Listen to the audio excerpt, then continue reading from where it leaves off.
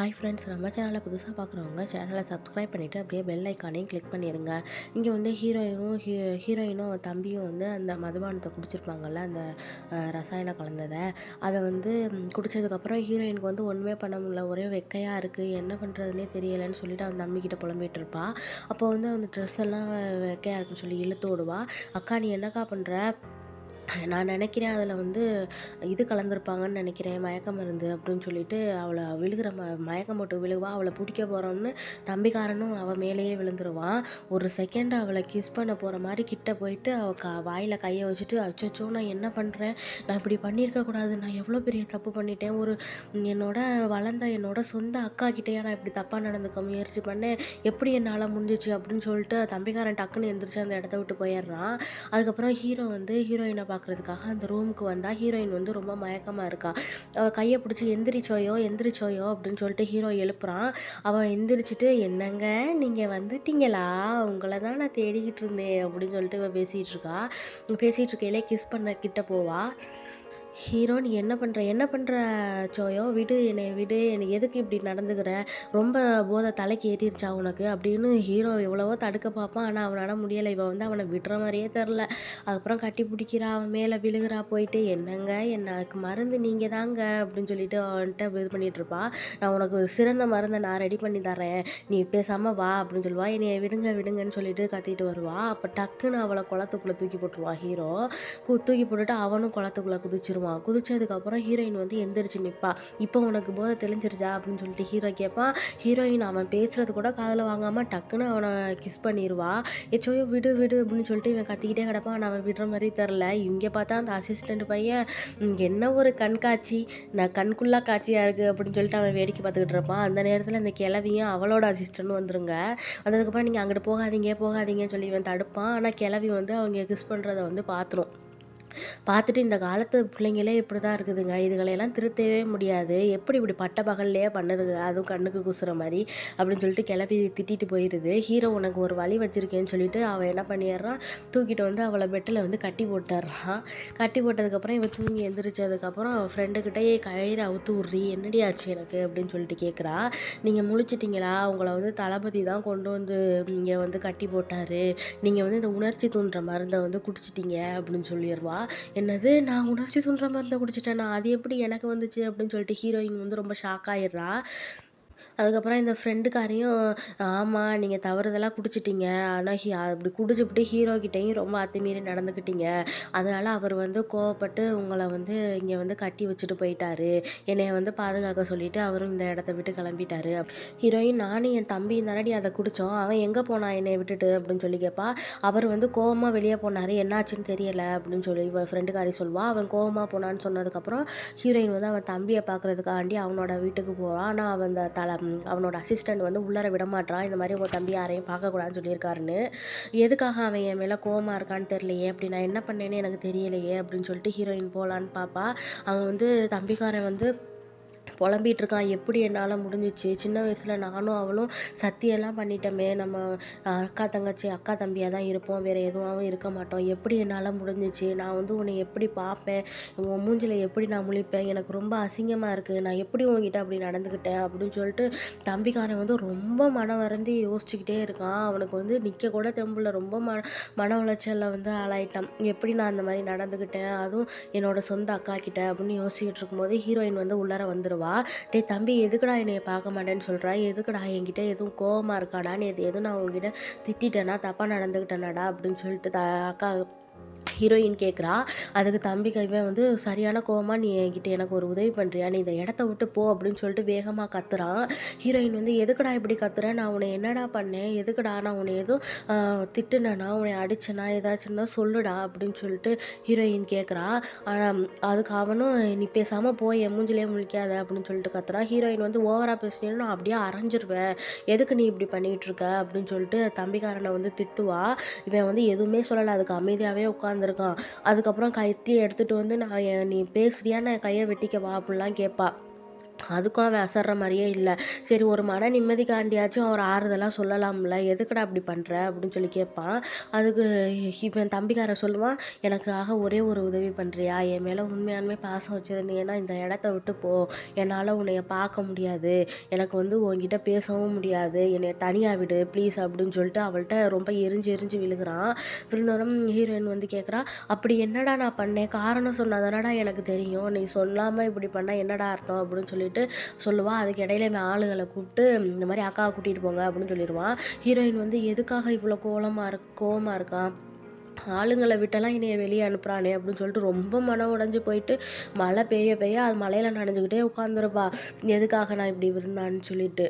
Hero கொடை கொண்டு வந்துட்டு அவள மழையிலேருந்து நனையிறத வந்து தடுத்துக்கிட்டு இருப்பான்.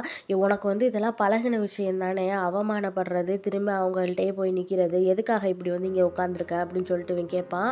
அதுக்கு ஹீரோயின் சொல்லுவா, "என் தம்பி என்கிட்ட கோவமா இருக்கான். எதுக்காக கோவமா இருக்கான்னு எனக்கு தெரியல. என்னைய பார்க்க கூட விருப்பம் இல்ல அவனுக்கு." அப்படின்னு சொல்லிட்டு ஹீரோயின் புலம்புவா. அதுக்கப்புறம் ஹீரோ சொல்லுவான், "அக்கா தம்பிக்குள்ள சண்டை வர்றது சகஜம் தான். அ இதுக்காக எதுக்கு நீ அழுதுகிட்டு உட்காந்துருக்க? அதெல்லாம் கொஞ்சம் நாள்ல சரியாயிரும்." அப்படின்னு சொல்லி ஹீரோ சொல்லுவான். அதுக்கு இல்ல என் தம்பி இதுக்கு முன்னாடி இப்படி என்கிட்ட நடந்ததே கிடையாது.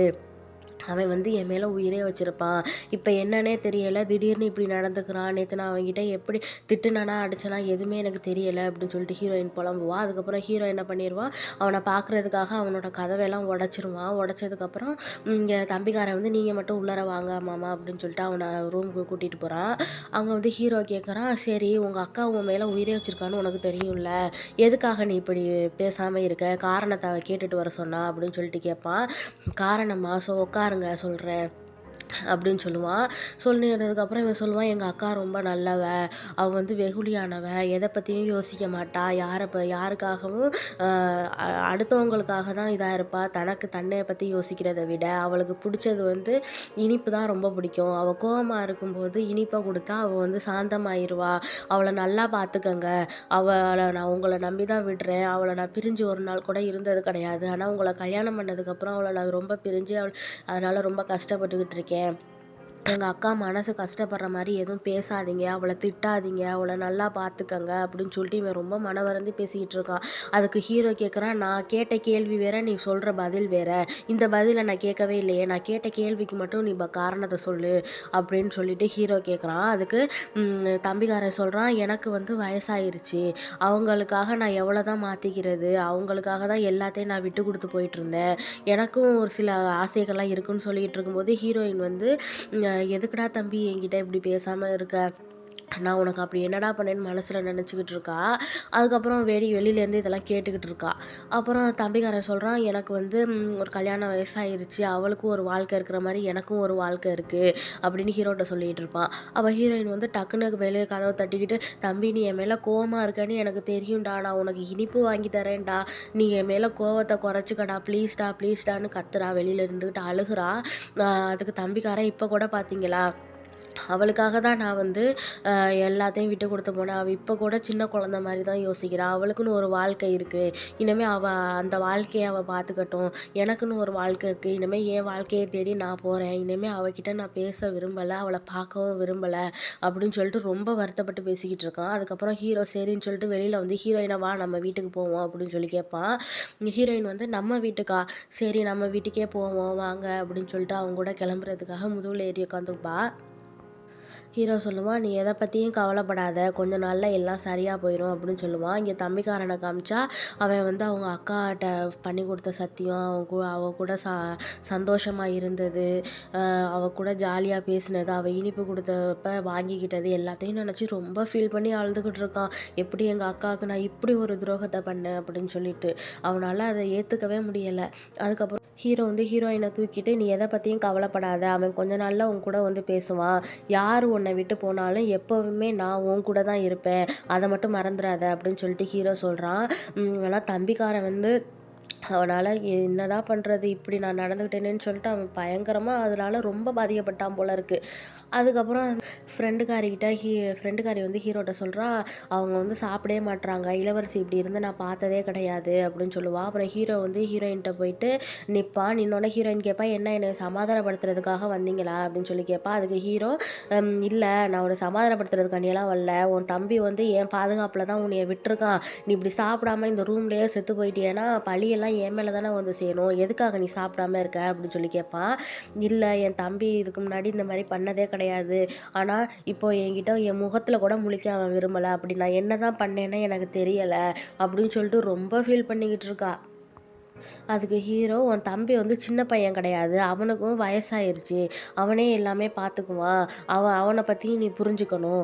உனக்கு கல்யாணம் ஆன மாரி அவனுக்கும் கல்யாணம் ஆகும்." அப்படின்னு சொல்லிக்கிட்டு இருக்கான். இருந்தாலும் என் தம்பி வந்து எனக்கு முக்கியம். என்னதான் இருந்தாலும் நானும் அவனும் அக்கா தம்பி தானே. கடைசி வரைக்கும் நாங்க அக்கா தம்பியா இருப்போம்னு தான் நெனச்சோம். அப்படின்னு சொல்லி பேசிட்டு இருப்பா. அப்ப சரி வா உன்னை என் சமாதானப்படுத்துறதுக்காக நான் ஒரு இடத்துக்கு கூட்டிட்டு போறேன்னு சொல்லிட்டு, அவள வந்து இந்த ராணுவ படம் இருக்கும்ல, அந்த இடத்துக்கு கூட்டிட்டு போறா. "வா உனக்கு ஒரு சர்ப்ரைஸ் இருக்குன்னு" சொல்லிட்டு.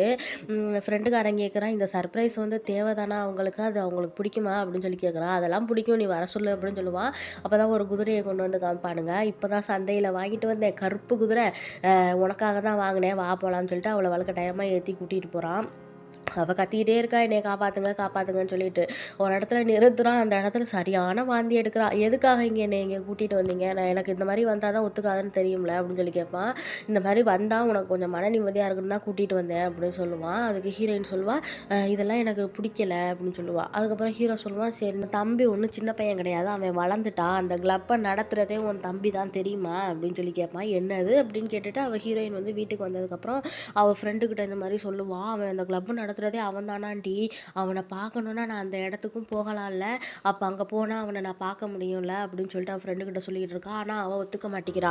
"நீங்க அந்த இடத்துக்கு போனீங்கன்னா உருமாறிருவீங்க இளவரசி. எனக்கு பயமா இருக்கு. எப்ப வேணாலும் உருமாறலாம். உங்க கனவ வேற தட்டிக்கிட்டீங்க" அப்படின்னு சொல்லிட்டு ஃப்ரெண்டுக்காரி சொல்றா. அதுக்கு, "இல்ல நான் இங்க இருக்கிறது சேஃபா, அங்க இருக்கிறது சேஃபா?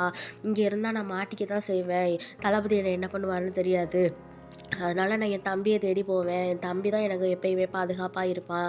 அப்படின்னு சொல்லிட்டு ஹீரோயின் சொல்றா. ஃப்ரெண்டுக்காரிக்கு அத ஏத்துக்கவே முடியல. "சரி என்னமோ பண்ணுங்க" அப்படின்னு சொல்லிட்டு விட்டுர்றா. அதுக்கப்புறம் அந்த ஃப்ரெண்டுக்காரன் கேட்டுக்கிட்டு வரான். ஹீரோட்ட வந்து ஹீரோயின் வந்து மறுபடியும் அந்த இடத்துக்கு கிளப்புக்கு போனாங்கன்னு கேள்விப்பட்டேன். இத பத்தி நீங்க என்ன நினைக்கிறீங்க?" அப்படின்னு சொல்லி கேட்பான். அதுக்கு ஹீரோ சொல்லுவான், "என்னது? இத நீ முன்னாடியே சொல்ல மாட்டியா? இனிமே எந்த தகவலா இருந்தாலும் முதல்லயே சொல்லு" அப்படின்னு சொல்லிருவான். அவனும் கிளம்பிருவான். அப்புறம் ஹீரோயின் வந்து அங்கே அந்த பொண்ணு சிலை அலங்காரம்லாம் போட்டு அழகா இருக்கும்ல, அந்த பொண்ணுகிட்ட போயிட்டு, "இந்த மாரி உன்னோட ட்ரெஸ்ஸ கொஞ்சம் நேரம் எனக்கு தரியா? நீ கேட்கறதெல்லாம் தரேன்னு" சொல்லி கேட்பா. "இல்ல என்ட்ட என்ன பணம் இல்லையா? நான் அன்னைக்கு ஒரு முத்து குடுத்தேன்ல, அதுக்கு பாக்ஸ் தானே கேட்டேன். அந்த பாக்ஸ மட்டும் குடு" அப்படின்னு சொல்லிட்டு அந்த பாக்ஸ வாங்கிப்பா. அதுக்கப்புறம் அந்த கிழவிய காமிச்சா, என்ன ஹீரோவையும் ஹீரோயினையும் இன்னும் காணோம் சாப்பிடுறதுக்காக. நான் எவ்வளோ நேரம் தான் காத்திருக்கிறது அப்படின்னு சொல்லுவா. அவளோட அசிஸ்டண்ட் சொல்லிருவா, "நான் கேள்விப்பட்ட வரைக்கும் ஹீரோயின் வந்து அந்த கிளப்புக்கு போயிருக்காங்க. ஹீரோவும் அவங்கள பின்தொடர்ந்து போயிருக்காங்கன்னு நினைக்கிறேன்" அப்படின்னு சொல்லுவா. அப்புறம் இங்கே தம்பிக்காரன் சரியான தண்ணி அடிச்சுக்கிட்டு உட்காந்துருக்கான். உட்காந்துக்கிட்டு சொல்லிட்டு இருக்கான், "எங்க அக்காவை போய் பாதுகாத்துக்க. எங்க அக்கா உருமாறிருவா. அவளை நீ பாதுகாத்துக்கலாட்டி நான் தான் போகணும்" அப்படின்னு சொல்லிட்டு இருப்பான். அதுக்கு, நீங்க அப்படி விடுறது தான் நல்லது. என்னைக்கா இருந்தாலும் நீங்க அவங்க கூடயே இருக்க முடியாது. அவங்களுக்கு கல்யாணம் ஆச்சு. என்னைக்கா இருந்தாலும் தளபதிக்கும் அந்த உண்மை தெரிஞ்சாகணும்" அப்படின்னு சொல்லிக்கிட்டு இருப்பான். அதெல்லாம் அவன் கேட்குற மாரி மனநிலைமையிலே இல்ல தம்பிக்காரன். ஹீரோ வந்து அந்த இடத்துக்கு வந்து பார்க்குறான். ஹீரோயின் வந்து அந்த அவளோட ட்ரெஸ்ஸ போட்டு முகத்த மூடிட்டு அந்த முன்னாடி வந்து நிக்கிறா. இதோட இந்த எபிசோட் முடியுது.